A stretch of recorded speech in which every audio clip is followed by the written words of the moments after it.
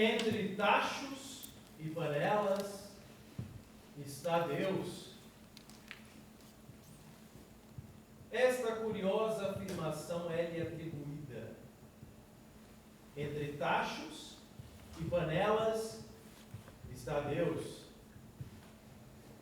Se assim é, então é certo que nos encontremos aqui, entre tachos e panelas, pois é dele que se trata.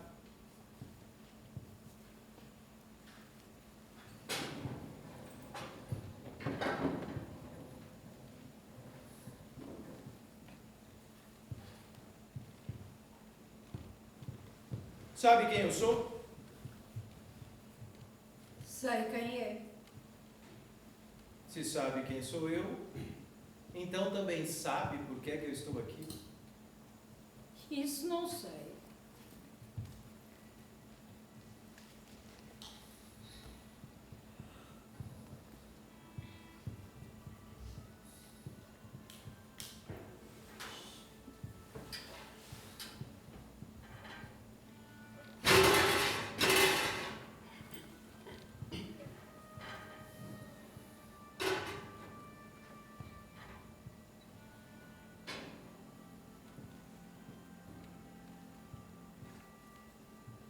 Há 27 anos que a Teresa tomou o hábito. Durante a maior parte desse tempo, contou com o amor das suas irmãs no Mosteiro da Encarnação. Ninguém previa que viesse ser a causa de tanta polêmica. Mas já há algum tempo, desafiando a sua madre superiora, o seu confessor, e também o provincial da sua ordem, junto com outras que persuadiu para o seu lado, insistiu em fundar esta casa a que chama mosteiro. O Mosteiro da Encarnação já não lhe parece suficientemente bom? Já não lhe basta para servir a Deus? O que fez divide as suas irmãs.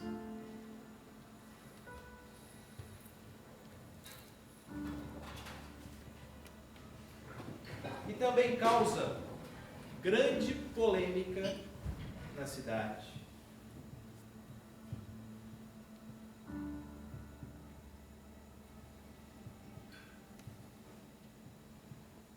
Nós nunca nos tínhamos visto antes. Mas se sabe quem eu sou, saiba que também não me é estranha. Eu percorri o seu caminho, Teresa. Eu entrei na casa onde nasceu. Eu conheci aqueles que a viram crescer. Eu ouvi os seus amigos, os seus inimigos. Também ouvi relatos de prodígios que, segundo dizem, acontecem quando a Teresa está em oração. Falei com seus médicos também. E perguntei como essa casa foi feita. E com tudo que eu sei, eu tenho todos os motivos para desfazê-la. No entanto, não é isso que eu quero.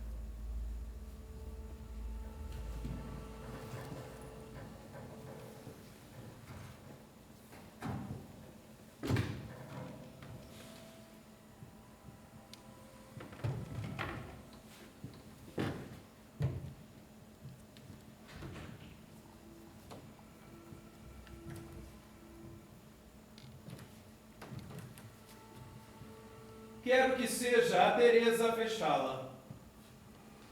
Quero que reúna aquelas que a seguem e lhes peça perdão por tê-las conduzido numa aventura tão miserável.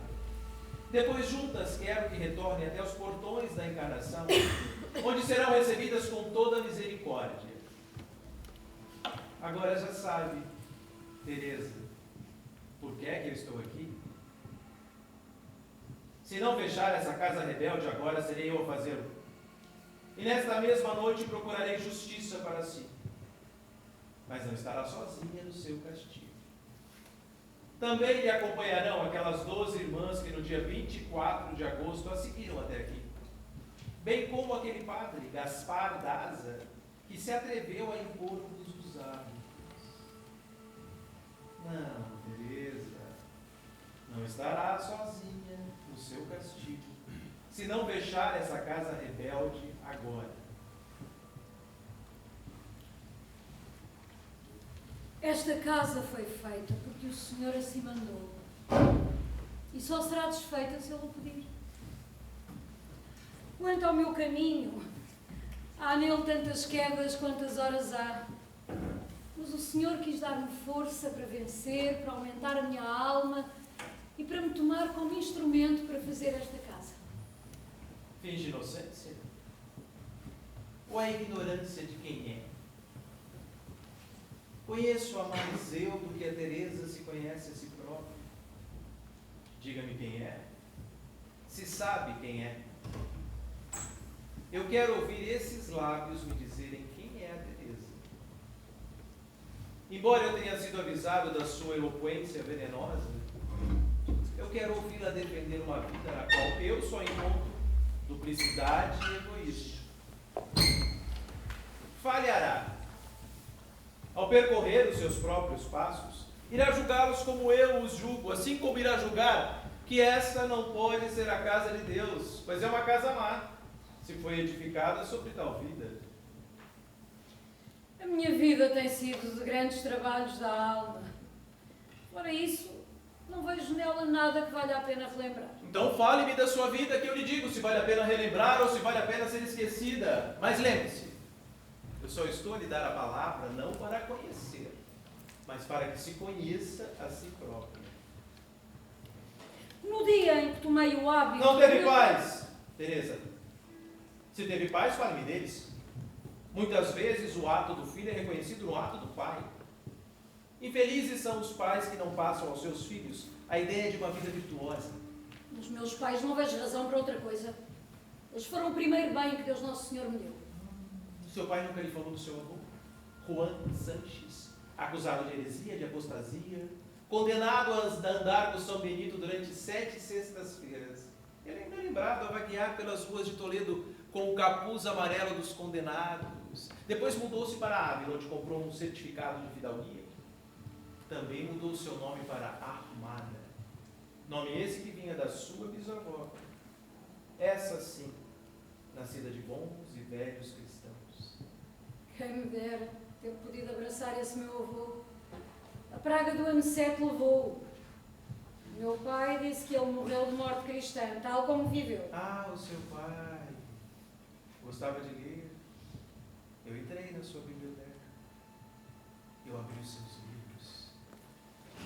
Diga-me, Teresa, nunca encontrou nesses livros uma frase sequer que não fosse virtuosa? O meu pai era um homem de grande misericórdia para com os pobres e os seus servos. Nunca teve escravos. Nunca o ouviram jurar ou murmurar.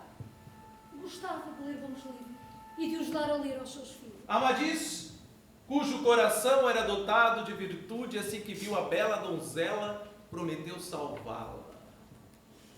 Considera Amadis de Gaula um bom livro, Teresa? Tristão e Isolda também considera um bom livro? E esses livros foi a minha mãe que os levou para dentro de casa. Ela queria que eles a distraíssem dos seus trabalhos. Então diz que ela fez bem lê-los e também fez bem dá-los para a sua filha os ler. Talvez pensasse que ocupada em livros eu não perderia em coisas piores. Mas é verdade, sim.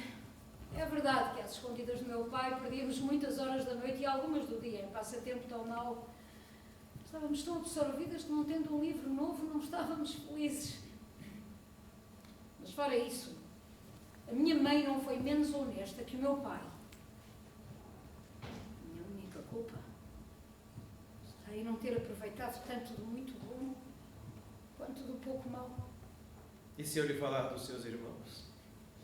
Diria que eles também não a ajudaram a servir a Deus. Os meus irmãos, todos eles eram mais parecidos com o nosso pai no que toca a serem virtuosos do que eu. embora eu fosse a preferida dele. Quando éramos pequenos, na horta, com pedrinhas, fazíamos ermidas e mosteiros. Com o meu irmão António, que tinha quase a minha idade, líamos a vida dos santos, líamos os martírios por que passavam e parecia-nos que lhes era fácil desfrutar de Deus. E então partimos para a terra dos infiéis para que nos cortassem a cabeça. E até lá teriam chegado se o vosso tio não vos tivesse apanhado numa aldeia próxima. Não é? Assim foi. É realmente uma pena, Teresa, que tenha deixado esses passatempos. Os que a viram crescer não haviam convocação para se tornar freira. Diziam que na juventude a Teresa gostava de passear em companhia, que gostava de vestidos bonitos, de enfeites. Só tomou o caminho para o hábito aos 21 anos de idade. Demorou tempo a tomar essa decisão ou a tomar outros caminhos. Já que sabe tanto sobre mim, também sabe que eu tinha apenas 12 anos quando a minha mãe morreu. Sabe também que quando percebi o que tinha perdido, fui até à imagem da Mãe de Cristo pedir-lhe que fosse minha mãe. Agi com simplicidade, mas foi bom para mim, porque sempre encontrei Maria quando a procurei. E não lhe dói, Teresa, perceber o quão mal aproveitou essa dedicação a Maria que o Senhor lhe deu?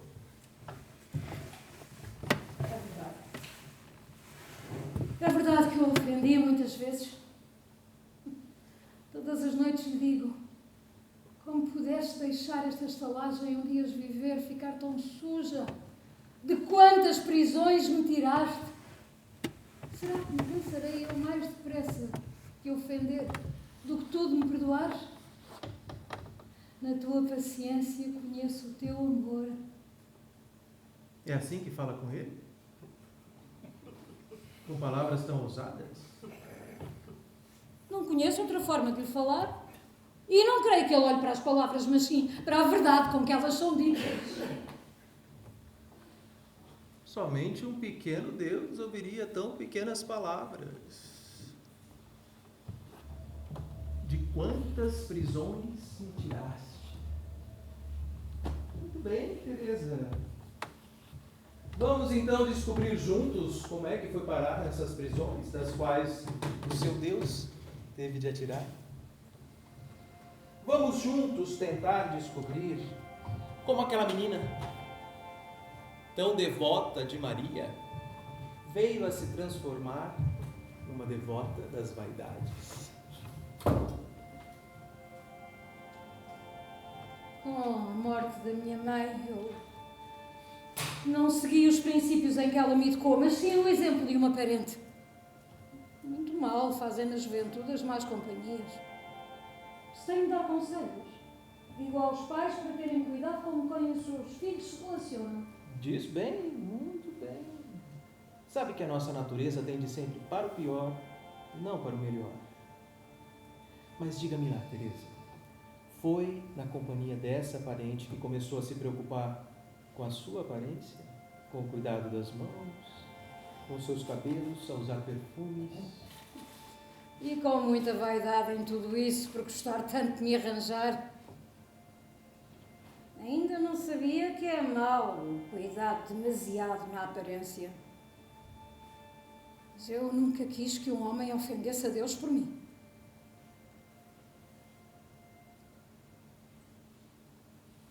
Diga-me, Teresa, por acaso não entendo como seu pai, um homem tão virtuoso, não afastou de uma parente tão carente de virtudes? Explique-me. Não lhe serviram de nada as suas tentativas para me afastar dela. Era grande a minha astúcia para as coisas más. Então, para me afastar daquela companhia, ele levou-me a conhecer uma velha freira, através da qual o Senhor quis dar-me luz. Essa boa amiga começou a tirar de mim o que o mal tinha semeado e a colocar na minha mente o desejo por coisas eternas. Eu o via chorar enquanto rezava e invejava. Mas o meu coração era tão duro que nem que lesse toda a paixão de Cristo vertia uma última lágrima. Está a insinuar que foram as lágrimas dessa velha freira que a trouxeram de volta para o Senhor? Através daquelas lágrimas eu percebi que ser freira era um estado mais feliz. Mas eu ainda não estava decidida a aceitá-lo. Ainda olhava mais para a minha vaidade do que para a minha alma. Estive nesta luta durante meses. Mas então, se não queria ir para o convento, por que não pediu para o seu pai que a casasse? Ou temia mais o casamento do que o convento?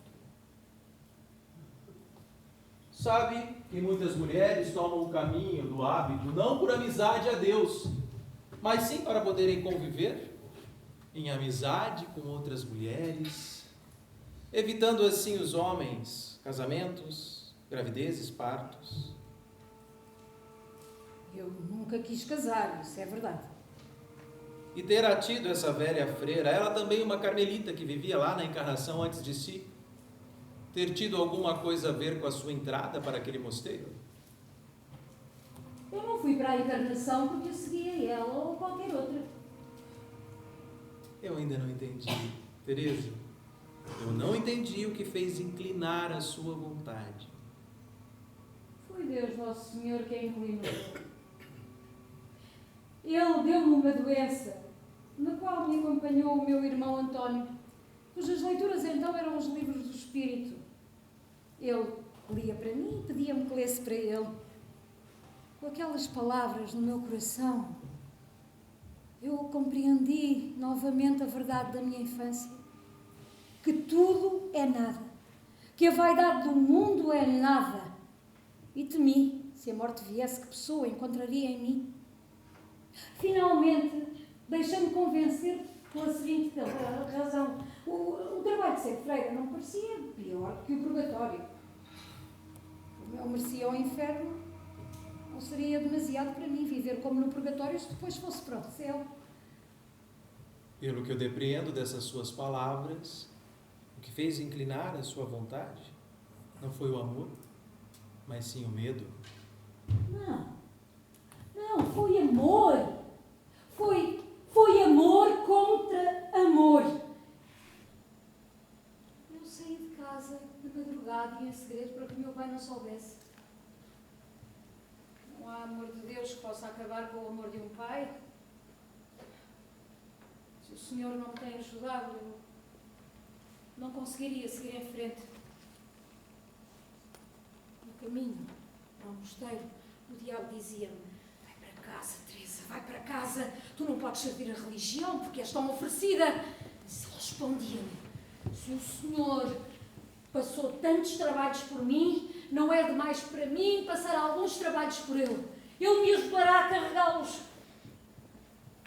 Com que então também fala com o diabo? Foi Deus, Nosso Senhor, que respondeu pela minha boca. E com um murro desfez o emaranhado da minha confusão. Eu ri-me do mal.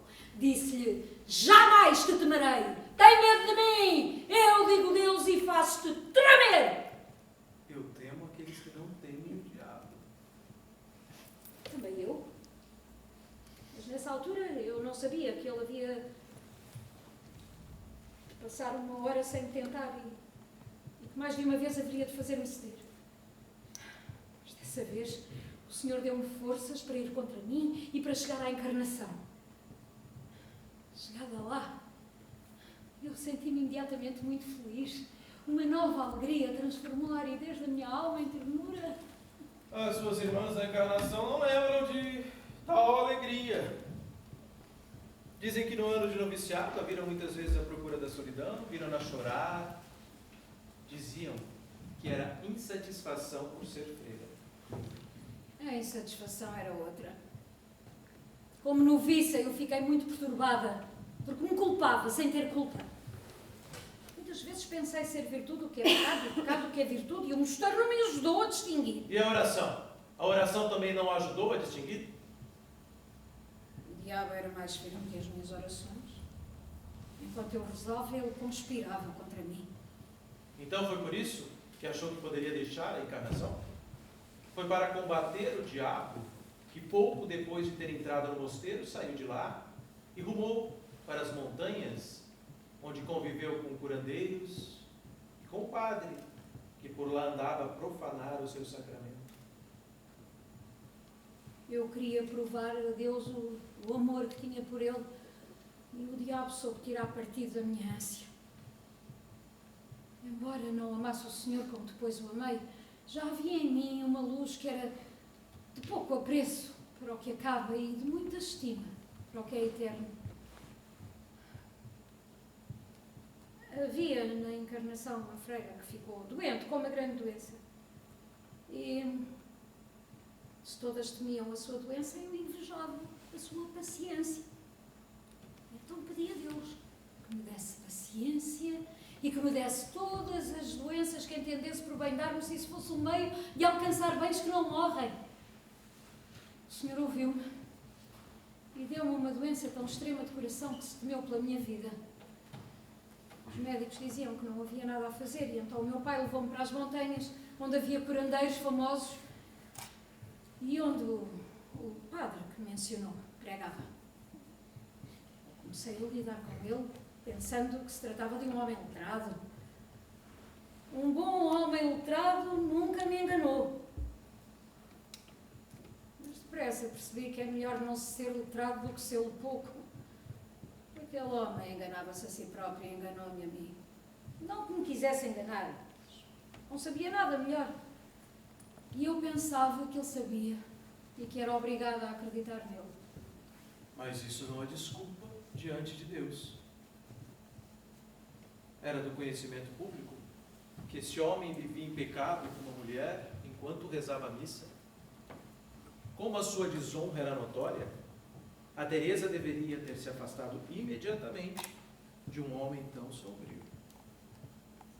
Ele gostava de mim. Não era um mau afeto, mas era tão excessivo que podia ter sido mau. Houve ocasião para ofensa grave. Se eu não tivesse Deus para me manter, se eu me afastava, ele insistia em ver-me e a mim parecia-me uma virtude obedecer àquele que me tinha amizade.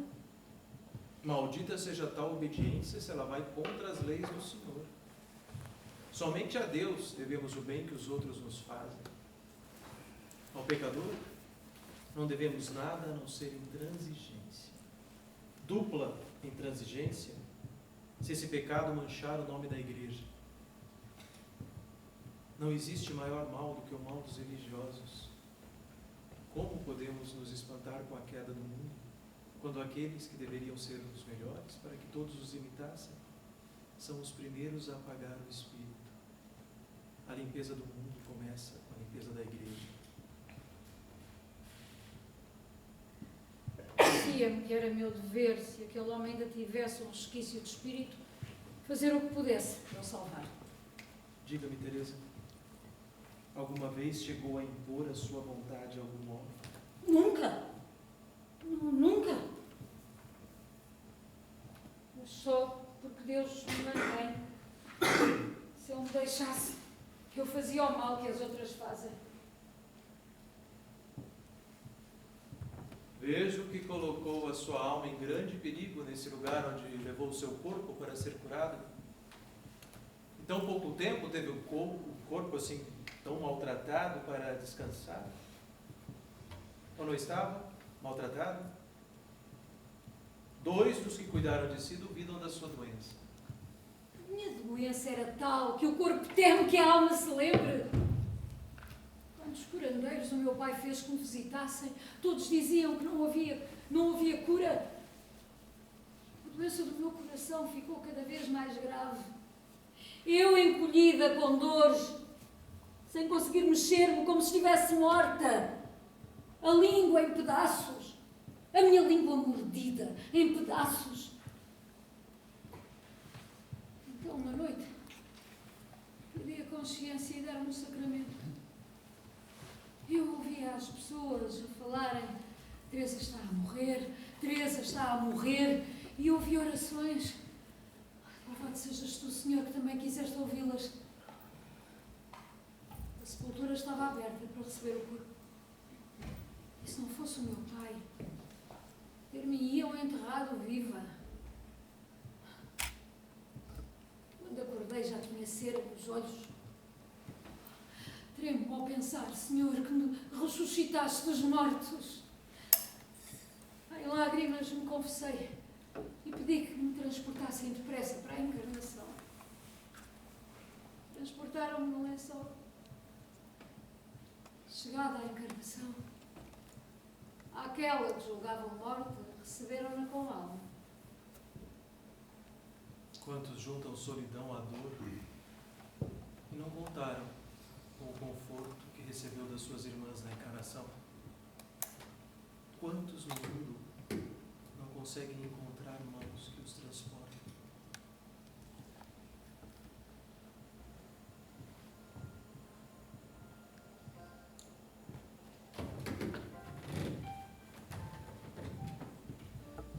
Diz que se apressou a pedir que a levassem para a encarnação?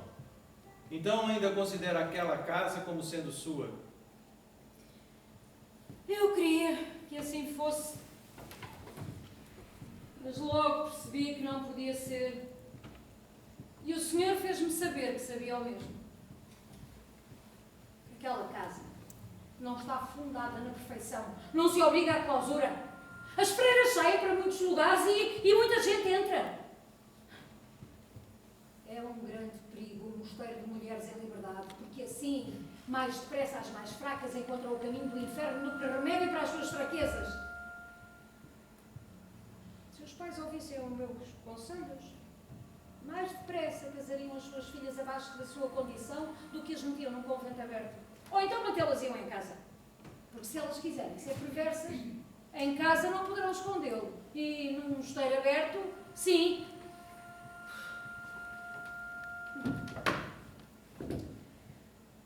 Entram na encarnação para se afastarem do mundo. E ali entram em 1000 mundos. Fala com tão pouco amor da encarnação. Se para além do afeto e do carinho que recebeu das suas irmãs, tivesse algo para botar reparo, nada impediria de se fechar numa cela e rezar.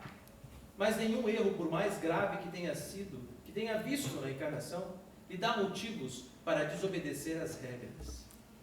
Eu podia ter pagado caro por viver num mosteiro aberto.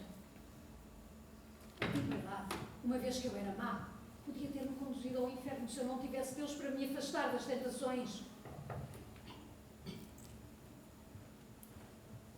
Um meio-dia, estando eu com uma certa pessoa, vi um sapo coxo a chegar, com mais ligeireza do que seria de esperar, e daqueles que não se veem ao meio-dia. Sim, Deus avisou-me contra aquela amizade, mas eu não quis perceber o aviso. Até que, estando de novo na mesma companhia, o Senhor se apresentou a mim, mostrando-me o quão zangado estava por me ver com aquela pessoa, com quem eu nunca mais quis estar. Com quem então não só fala com o Senhor, como ele lhe apareceu à frente. Diga-me, Teresa, foi a primeira vez que viu o Senhor à sua frente? A primeira vez foi uma noite em que ele me mostrou as suas mãos. Na noite seguinte deu-me a conhecer o seu rosto. Foi se mostrando aos poucos? Por que não todo de uma vez? O Senhor estava a conduzir-me de acordo com as minhas fraquezas. Eu ainda não estava preparada para tanta glória junta. Eu não percebo porque é necessário tanto esforço para ver um corpo tão bonito. E é tão belo. Tão belo que tal beleza dá medo. Mas eu não o trocaria por nada deste mundo. E o que é que faz quando o vê? Ao princípio eu não fazia mais nada senão chorar. Até que ele me dirigiu a palavra e aí não tive medo. Agora já não preciso de palavras para não temer. Vê Cristo à sua frente. E de que forma que ele se apresenta assim? Não sei. Mas sinto claramente que ele está à minha direita e que é testemunha de tudo o que eu faço. Eu não percebo como é que consegue senti-lo à sua direita E não consegue me descrever a forma com que ele se apresenta? Eu vejo com os olhos da alma. Há olhos que não são os do corpo, eu desconheço.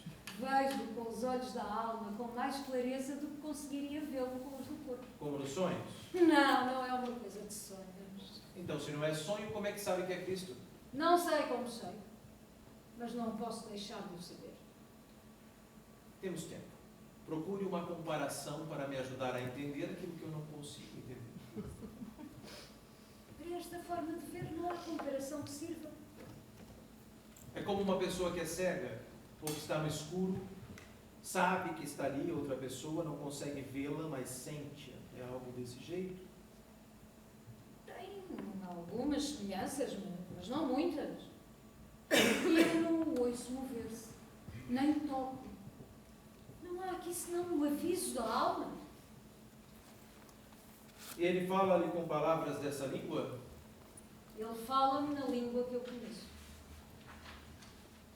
E o seu confessor, aquele que lhe está atribuído, o que é que ele diz sobre tudo isso? O meu confessor tem medo de me confessar. Disse-me que se o Senhor me aparecesse para lhe mostrar a cruz, porque se fosse um demónio, isso faria com que se afastasse. E fez isso que o seu confessor pediu para fazer? Com muitas lágrimas. Nem que me retalhassem, eu diria que se tratava de um demónio. Quando lhe mostrei a cruz, pedi-lhe perdão. Então, para me provar que não era um demónio, o Senhor tomou a cruz da minha mão e quando me a devolveu, era feita de pedras tão preciosas que um diamante é uma falsificação comparado com as joias. Também me mostrou as suas 5 chagas. Viu as chagas de Cristo? Viu o seu corpo torturado? Viu o seu sangue? E essa cruz, feita com pedras mais preciosas que o diamante, onde é que ela está? O que é que fez com ela? Essa cruz o Senhor levou. Se em algum desses momentos a Teresa estiver acompanhada, os outros também veem aquilo que a Teresa vê? Ninguém o vê, a não ser eu.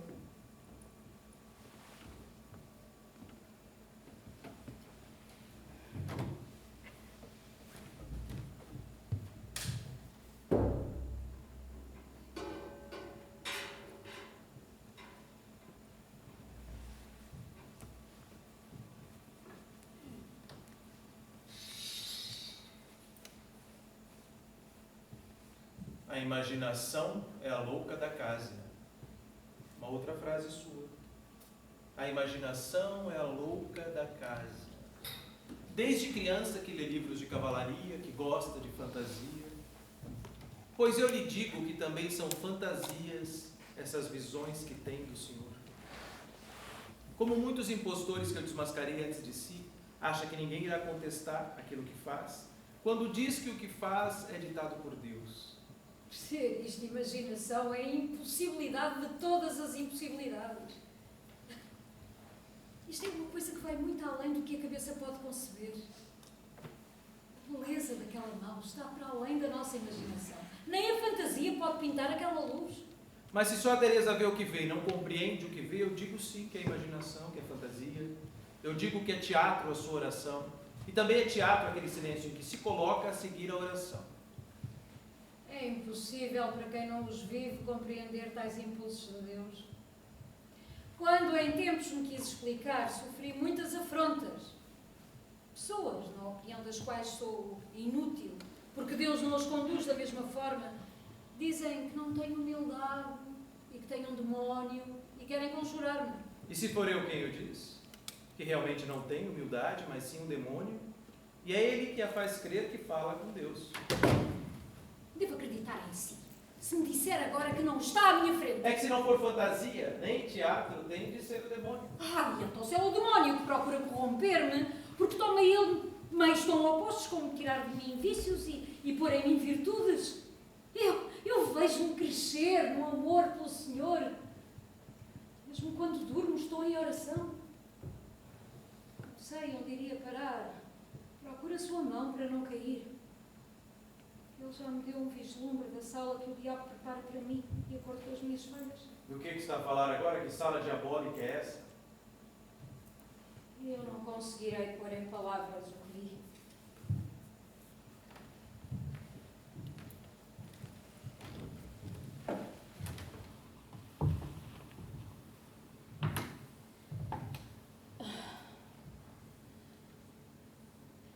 Uma noite, estava eu em oração e encontrei-me, sem saber como, no inferno.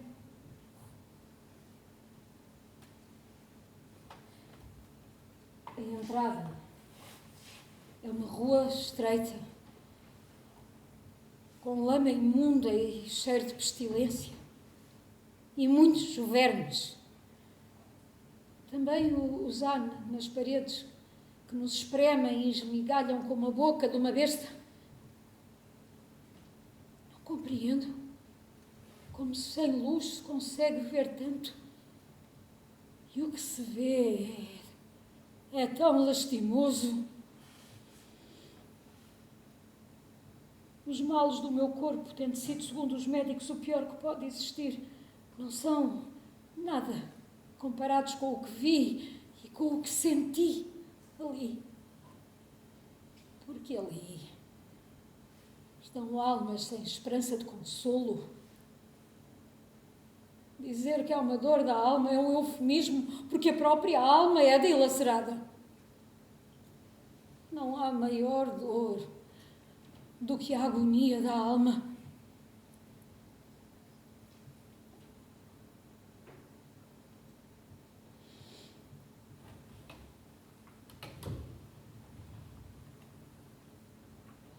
Vejo que foi muito sincero ao partilhar comigo um conto tão grave. Irei retribuir, partilhando também consigo algo que até hoje eu não me atrevi a partilhar com ninguém. Há 7 anos, todas as noites a seguir a oração, eu ouço vozes que falam comigo numa língua que eu não compreendo.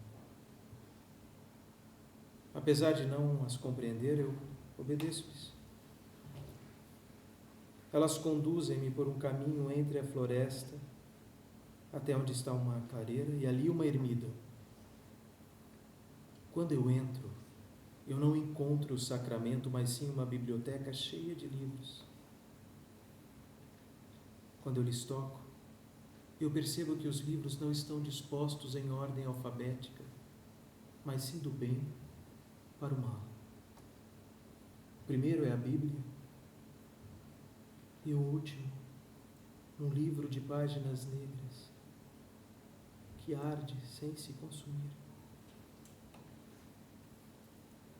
Até esse livro eu sou conduzido por aquelas vozes que numa só dizem: lê e obedece.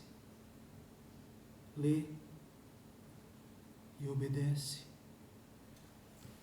Lê e obedece.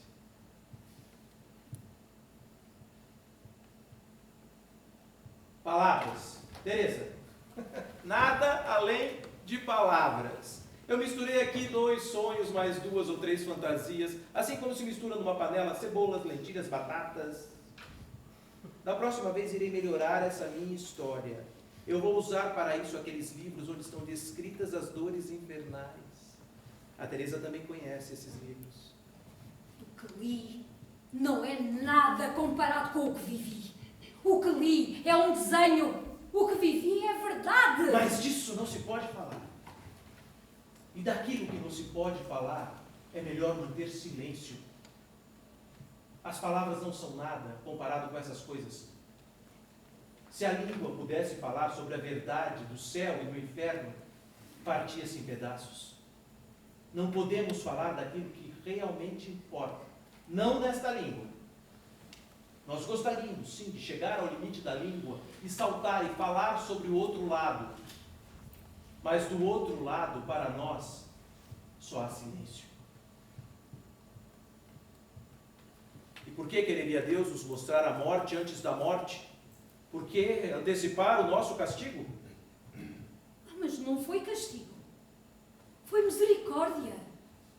Ao dar-me a ver com os olhos o que a sua misericórdia me liberta, Ele ensinou-me a não ter medo desta vida. Também me deu uma vontade tal para libertar almas, que por uma só alma eu seria capaz de morrer muitas mortes. A tristeza de cá acaba com a vida. A tristeza de lá não tem fim.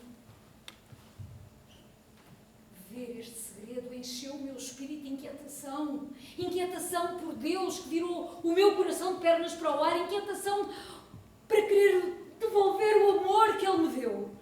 E como o mosteiro da Encarnação não era suficiente para conter tanta inquietação, resolve então abrir esse outro mosteiro apenas para perturbar as suas irmãs. Tão mal querida entre elas, Teresa. Dizem-me que só agora percebem que nunca lhes teve amor. Dizem-me que as insulta e perguntam: como será Teresa capaz de obedecer à religião numa casa mais restrita, se ela não foi capaz de o fazer aqui, na Encarnação? Será que ela se julga melhor do que nós? Ou será que ela faz tudo para ser falada? As que lhe dizem para me porem na prisão não me conhecem.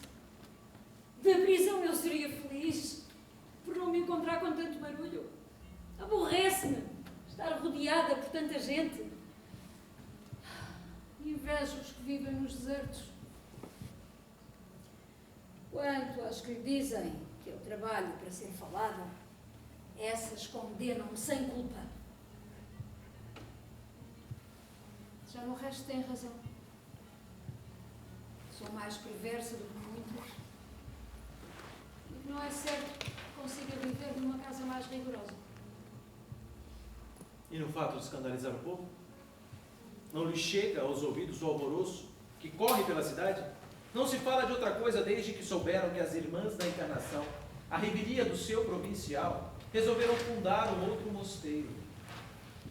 Saiba que a essa hora estão reunidos o Conselho Municipal, o presidente da Câmara, os vereadores, e todos são unânimes ao exigir que eu feche essa casa e que lhe tire o sacramento. As ordens também foram chamadas, e de cada uma delas, 2 letrados. Aqueles que não a acusam mantêm-se em silêncio, sem que nenhuma voz se levante em sua defesa. A cidade já enviou o seu caso para o Conselho Real em Madrid. Mas eu não vou esperar pela resposta de Madrid. Eu sei que essa causa é minha. Eu sei que essa causa é importante. Há anos que eu espero por essa hora. Eu vim aqui com a certeza de que iria puni-la. E nada do que eu ouvi até agora me faz desviar desse caminho. Pelo contrário, reafirma-me nele. Eu sei quem é, Teresa, e sei a que senhor serve. Eu sei, como sabe, que não pode ser uma reformadora de almas, pois tem muito para reformar dentro da sua própria alma. Eu sei, como sabe, que não foi o amor a Deus que a trouxe para o convento, e sem o amor a Deus, viveu no convento.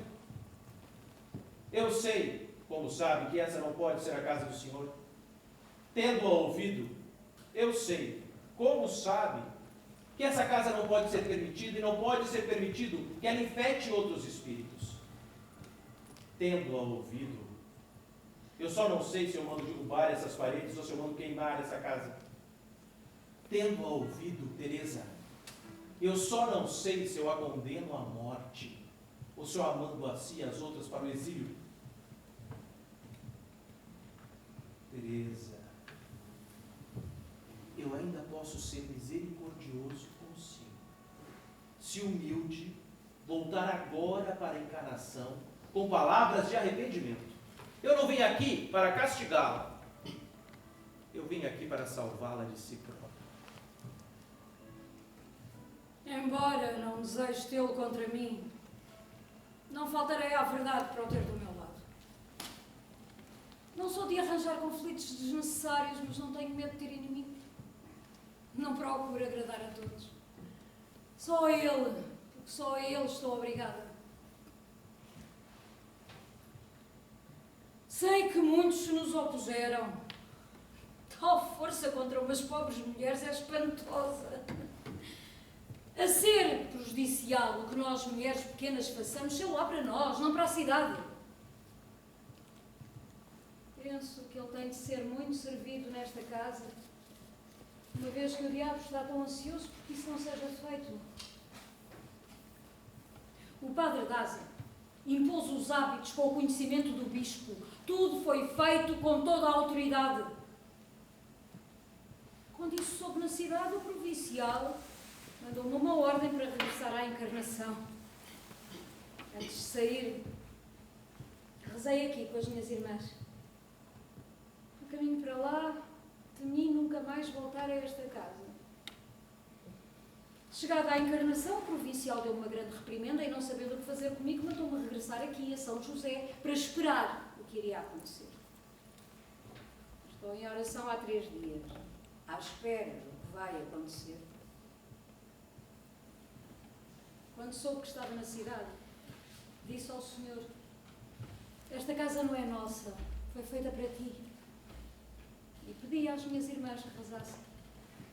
Elas podem mais com as suas orações do que eu posso negociar.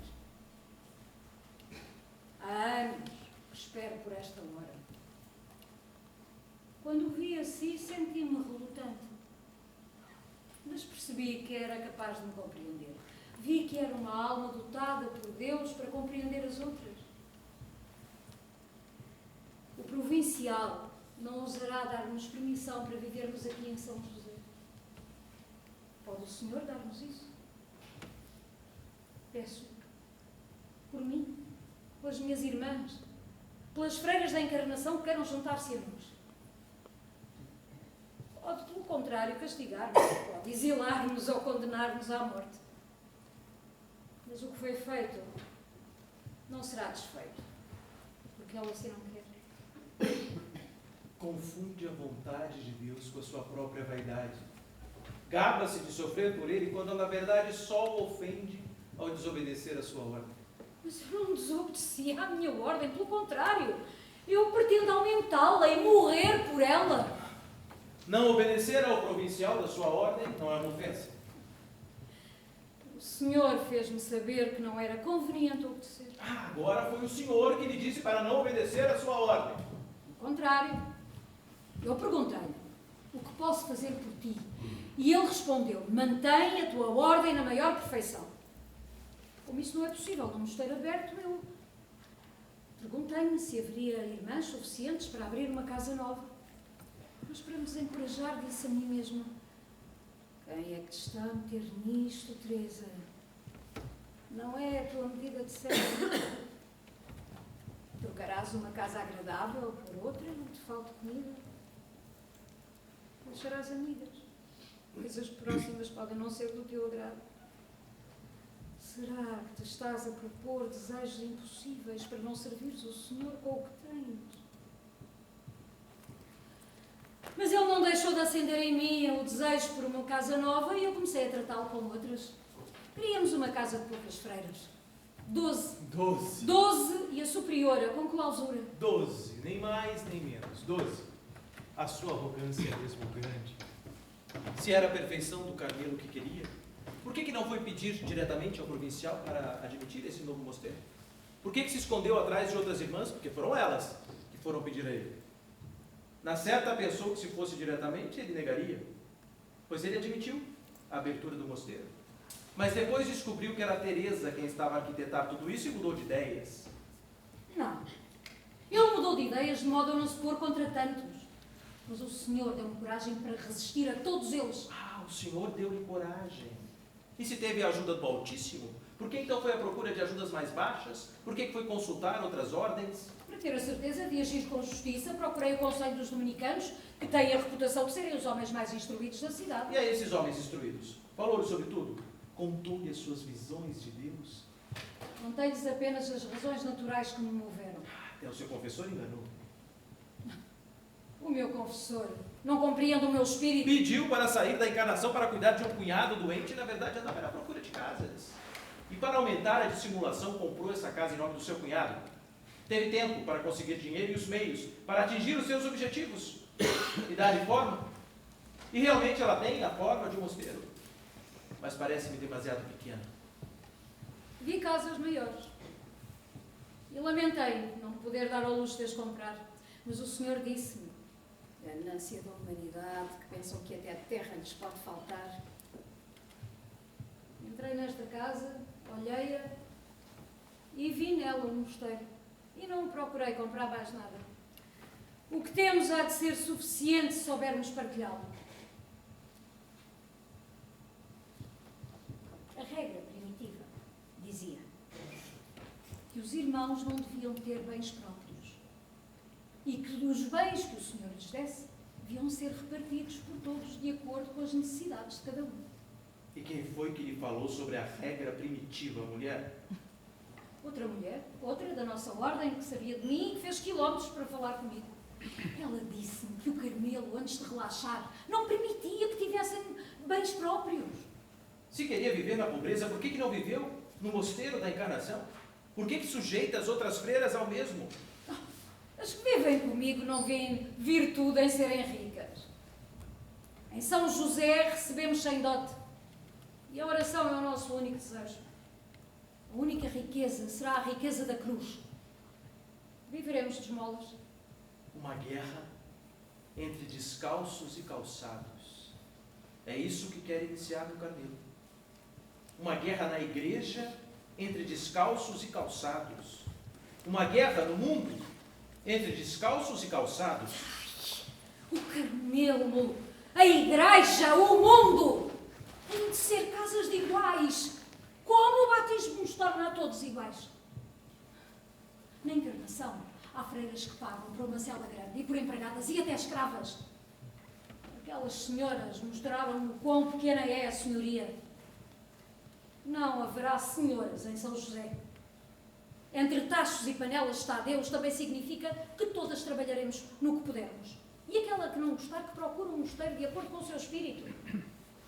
O Senhor, não eu, traz as almas que entram nesta casa. A mais nova, dá-lhe sabedoria para não desejar mais nada, e a mais velha, força para aguentar o que todas fazem. As suas palavras soam utopia. Há uma república de mulheres a disparates. Saiba, Teresa, que não é só essa casa que está a condenar. Também está a condenar a sua vida e a vida daquelas que a seguem. Apenas queremos que o Senhor nos diga onde perder as nossas vidas. Tudo se ganha ao perder tudo por Ele. Tudo se ganha ao perder tudo por Ele. É amiga dos paradoxos, como aqueles da fala retorcida. Os seus escritos estão cheios deles, e também de imagens codificadas. A louca da casa, castelo interior. Mas eu sou um bom caçador, Teresa. Eu fui educado para saber distinguir o amigo do inimigo por trás das palavras. E as suas escondem muito mais do que aquilo que dizem. Mas a mim não me enganam. Foram sim ditadas pelo diabo, pois excedem as medidas de uma mulher. Julga-se excesso o pouco que nós mulheres façamos. Não há sucesso da mulher que não seja posto em causa. Dizem logo disparates das mulheres. O mundo tem-nos presas, borboletas carregadas de correntes. Mas o Senhor faz de uma rapariga analfabeta alguém mais sábio que o bispo mais instruído. Mesmo que não nos deem liberdade para falar, não deixaremos de contar as nossas verdades, mesmo que seja em voz baixa. E que palavras é que são ditas dentro dessa casa? Que palavras é que são lidas? Que palavras é que são ouvidas? Na clausura é muito fácil para uma mulher forte dominar outras 12 mulheres fracas que não ouvem outras línguas, pois clausura significa que ninguém de fora vê, ninguém de fora olha. Mas eu não vou deixar que essa casa se transforme no pilar de uma grande cisma. Eu aprendi que o misticismo é uma máscara que a subversão usa. Muitas vezes chama-se espírito ao que é desordem. Às vezes chama-se desordem ao que é espírito.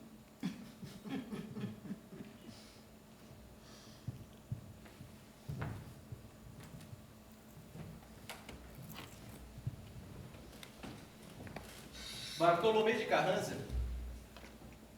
defendia a oração mental e uma relação direta com Deus. Ele estava determinado em traduzir a Bíblia para uma língua vulgar, para que até as mulheres a pudessem ler. O seu processo ficou famoso. Parte dele, com certeza, chegou até suas mãos. Ser bispo de Toledo não o protegeu. Nem ao Agostinho Casalha, ser confessor do rei, também não o protegeu. Ambos não temiam a morte. Pelo menos diziam que não a temiam até senti-la de perto.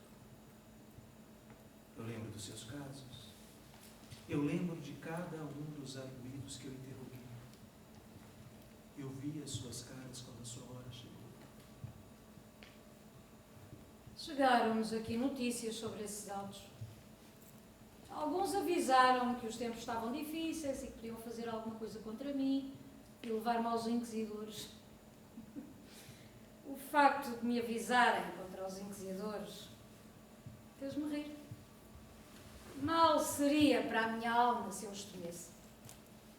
Se houvesse razão para tal, eu própria iria ter com eles. Aquele seu irmão que gostava de ler, Antônio, não é? Entre os livros que ele lhe deu para ler, estava o Guia dos Pecadores, do Frei Luís de Granada. Não creio. Tornou-se uma leitura comum entre os falsos convertidos. Eu encontrei um exemplar desse livro na casa do seu pai. Utopia, de Thomas More. As 95 teses de Martim Lutero.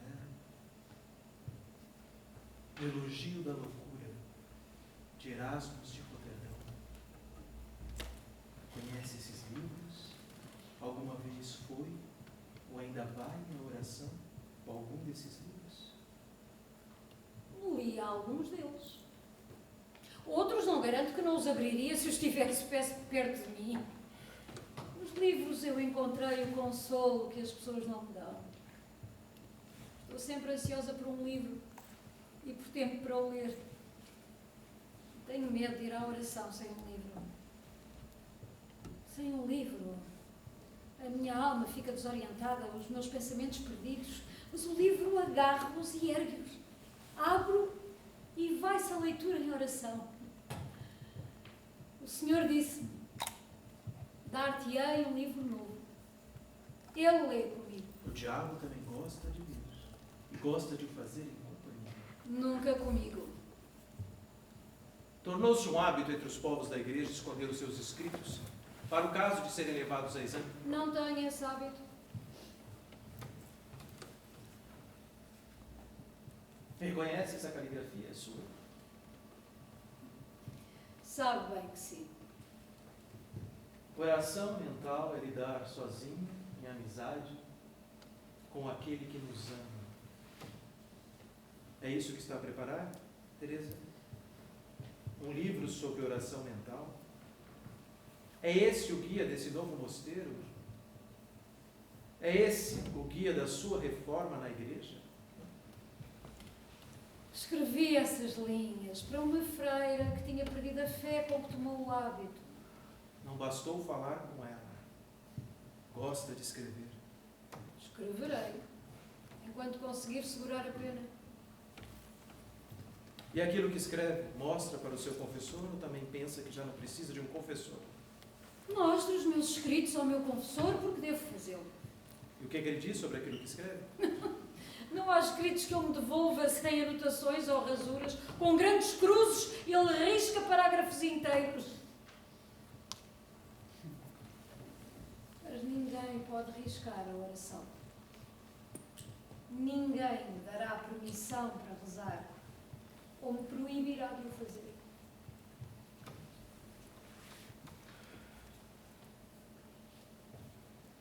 Teresa, se retornar agora para a encarnação, eu farei com que tudo o que fez seja esquecido, que seja recebido.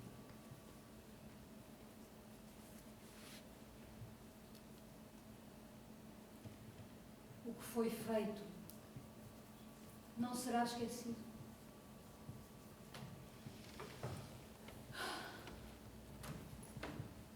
As minhas irmãs mais novas repeti-lo-ão às que chegarem, para que todos saibam o que Deus fez através de algo tão humilde quanto eu.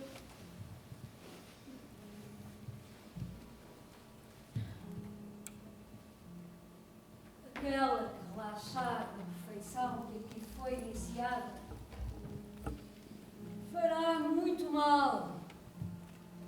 Nas pequenas falhas, o diabo abre buracos por onde entram as grandes.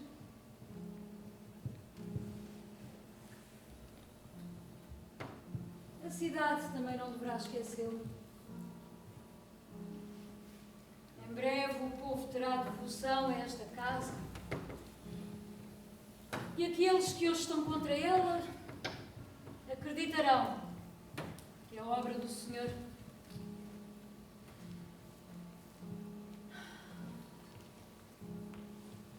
Se Ele me o permitir, gostaria de viver aqui para o resto dos meus dias.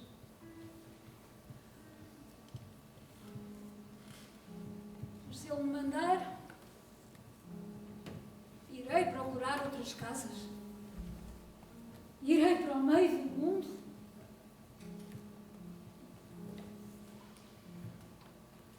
Haverá sóis duros e neve nesses caminhos. Mas Ele caminhará ao meu lado.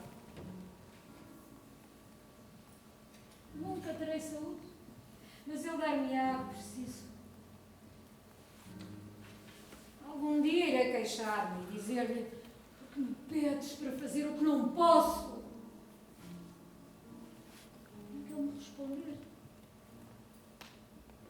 "Far-me-á esquecer de mim? Esquecer-me-ei de mim, se Ele me mandar morrer esta noite."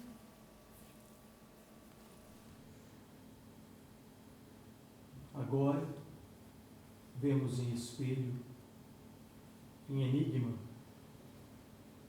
mas depois veremos cara a cara, diz Paulo.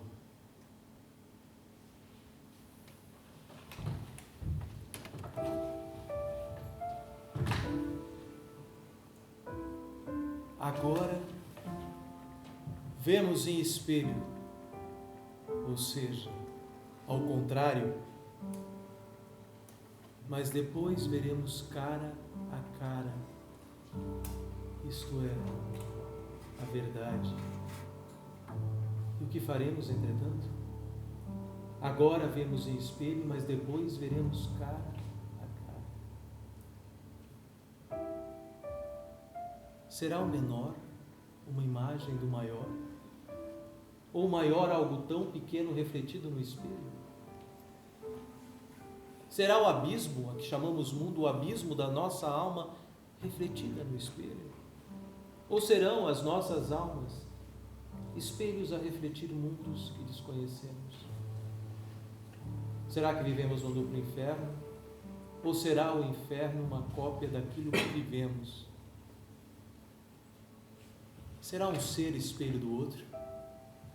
Serão as nossas línguas pedaços de um mesmo espelho a refletir uma língua que desconhecemos?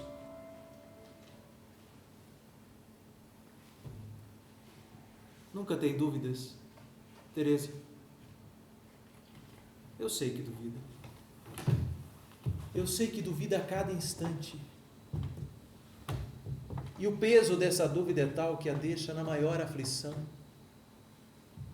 Quanta tristeza por trás desse sorriso. Quanto medo desse corpo que quer esconder, que quer cobrir. Quanto medo de viver por trás dessa ânsia de morte. Quanto medo de viver, quanto medo de si própria, por trás de uma ânsia por um Deus que fale consigo a todo instante. Comigo Deus não fala. Para mim Deus está distante, silencioso. Mas eu juro que não a invejo. Porque se me perguntarem quem eu sou, eu sei responder. Mas a Teresa não sabe quem é. e nem precisa de castigo, pois nunca saiu do inferno. E eu irei me certificar de que não haja outro castigo para si. Quanto a essa casa, darei ordens para que ela não seja fechada. E aquelas que a seguem, eu sei que uma a uma irão partir, irão deixá-la aqui só à espera do seu pequeno Deus.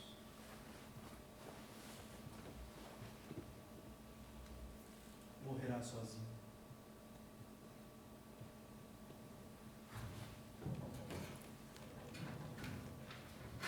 Diz que duvido. Duvido a cada instante. Se olhar para esta casa, fico feliz por ter servido o Senhor.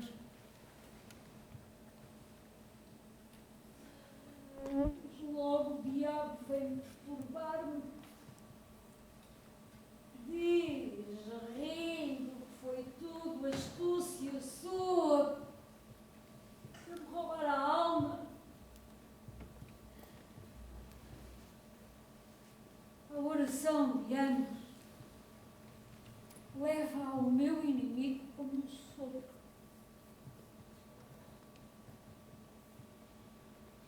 A fé fica suspensa e eu sem forças para me defender. E na minha alma fica a escuridão mais profunda, tão profunda, que eu penso, se Deus não quer que eu conheça a amargura de viver assim, para poder acompanhar alguém que veja caído nesse abismo,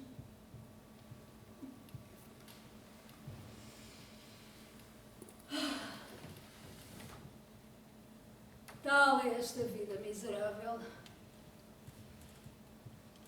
Não há contentamento sem mudança.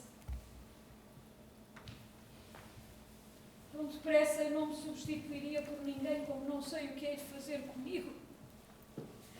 E aquele que podia ajudar-me esconde-se de mim. Deus esconde-se da alma e faz com que a alma não saiba de si própria. Onde estás? Onde estás? Onde estás?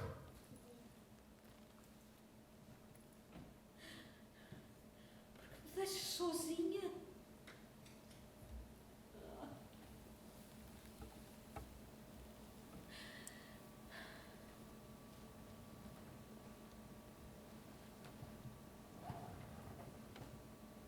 Eu terei estado sempre sozinha.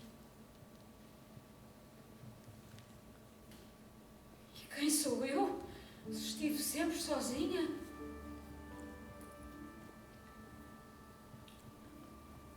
Duvido, sim.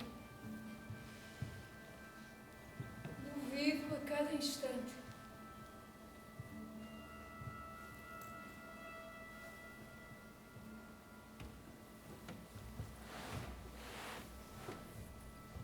O anjo do Senhor vence sempre. Vejo. Traz nas mãos um dardo ardente que mergulha no meu coração.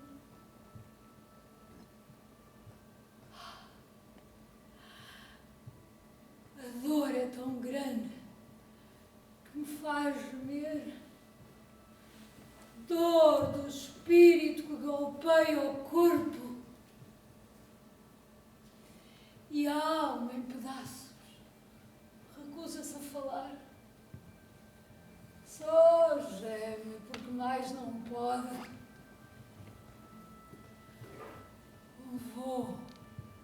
Um voo sobe da alma, porque louca não vê a diferença para Deus e diz disparates.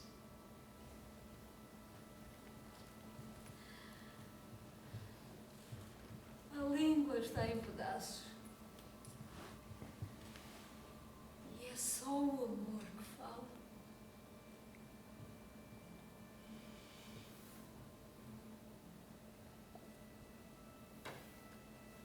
ninguém pode falar sobre isto.